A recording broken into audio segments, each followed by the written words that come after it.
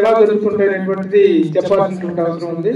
నేను అనుకోకుండా గుంటూరులో మా అపార్ట్మెంట్ ఉంటే అక్కడికి వెళ్ళి సందర్భంలో ఆ పక్కన ఉన్నటువంటి అపార్ట్మెంట్ లో ఉన్నటువంటి ఒక government employee plus stage actor Haribabu గారు దగ్గరకు వచ్చి, సార్ నమస్తే సార్, మీరేం సార్ ఎలా వచ్చారన్నారు. మాది ఊరేనే అన్నాను. సార్ మేము ఒక సినిమా చేశాం సార్, మీరు చూడండి సార్ అని చెప్పేసి ఆయన ఒక చిన్న షో రీల్ చూపించడం జరిగింది. ఒక 5 నిమిషాలు ఆ షో రీల్ చూసిన తర్వాత ఇంట్రెస్టింగ్ బాగుందంటే అంత అయిపోయిన తర్వాత ఒకసారి కలవండి అని చెప్పాను. ఆ తర్వాత వాళ్ళు వచ్చి నన్ను కలవడం జరిగింది. కలిసిన తర్వాత సినిమా చాలా బాగుంది, దీన్ని ఎలా ప్రమోట్ చేయాలి, చిన్న కంప్యూటర్ లో పెన్ డ్రైవ్ పెట్టుకున్న కంప్యూటర్ లో ఈ సినిమా చూడటం జరిగింది.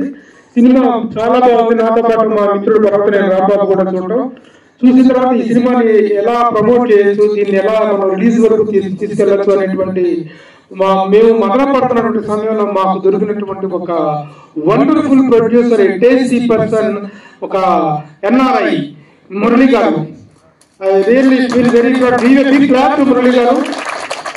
మురళి గారు ఎన్ఆర్ఐ, ఆయన యుఎస్ లో ఉంటారు. ఆయన కేవలం వెకేషన్ కోసం ఇక్కడికి వచ్చిన సందర్భంలో ఆయన్ని కలిసి, సార్ ఇలా ఉంది మీరు చూస్తారా అంటే వారు వారి ఫ్రెండ్ నవీన్ గారు, పాదుపల్లి నవీన్ గారు, వాళ్ళిద్దరు చూసి అంటే ప్లగ్ అండ్ ప్లే లాగా రెడీగా ఉన్నటువంటి ఒక సినిమా, దీన్ని రిలీజ్ చేయడం కావాల్సినటువంటి సహాయంతా మేము తీసుకొని ముందుకు జరగడం జరిగింది. కాకపోతే ఈ సినిమా ఏంటి అసలు కంటెంట్ ఏమి వేరు గాట్ ట్రిగ్గర్ అని అడిగితే మాత్రం every aspect of film making లో మేము ట్రిగ్గర్ అయ్యామని చెప్పచ్చు. ముఖ్యంగా ఉన్న లిమిటేషన్స్ లో ఒక సినిమాని ఎంత బాగా చేయొచ్చు, ఒక ఇమోషన్ ఫస్ట్ ఫ్రేమ్ నుంచి లాస్ట్ ఫ్రేమ్ దాకా ఒక ఇమోషన్ ఎలా డ్రైవ్ చేయొచ్చు, ఆ గ్రిప్పింగ్ గా కంటెంట్ వెయిట్ అనేటువంటి దాన్ని ఎలా మెయింటైన్ చేయొచ్చు అనే దానికి మా రేవు సినిమా ఒక లేటెస్ట్ ఎగ్జాంపుల్ అవుతుంది. అలాగే ప్రొడక్షన్ వాల్యూస్ అంటే కోట్లు ఖర్చు పెట్టడం కాదు, ఉన్న బడ్జెట్ లో సినిమాని ఎంత కన్వీనియంట్ గా, ఎంత కంఫర్టబుల్ గా, ఎంత కన్విన్సింగ్ గా తీయచ్చు. ఆ పాయింట్ ఆఫ్ వ్యూ. మరొక ముఖ్యమైనటువంటి point of view, the bonanza of actors. ఇది మేము కిక్ అయినటువంటిది. రియల్లీ వి గాట్ కిక్ చూసి ఒక్కొక్క ఆర్టిస్ట్ దగ్గర నుంచి ఒక కొత్త డైరెక్టర్ హరినాథ్, ఈ డైరెక్టర్ హరినాథ్ ని ఒక కొత్త ఆర్టిస్ట్ దగ్గర నుంచి ఎంత సబ్స్టాన్షియల్ అవుట్పుట్ పర్ఫార్మెన్స్ తీసుకోవడం సాధ్యమా అనేటువంటి ఆశ్చర్యపోయి స్థాయిలో ఆర్టిస్టులు అందరి దగ్గర నుంచి తన పర్ఫార్మెన్స్ తీసుకోవడం జరిగింది.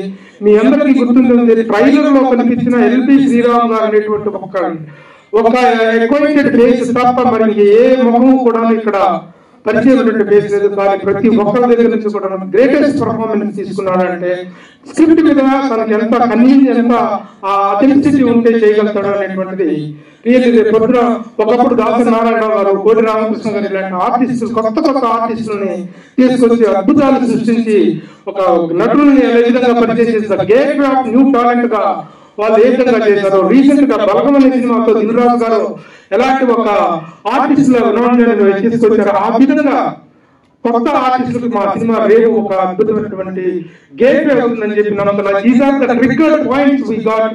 కాబట్టి ఈ సినిమాని టేకప్ చేయడం జరిగింది. ప్రతి ఒక్కరు కూడా ఇక్కడ ఉన్నటువంటి మహామహులు అందరూ కూడా అందరితో మాకు అద్భుతమైనటువంటి జర్నీ ఉంది.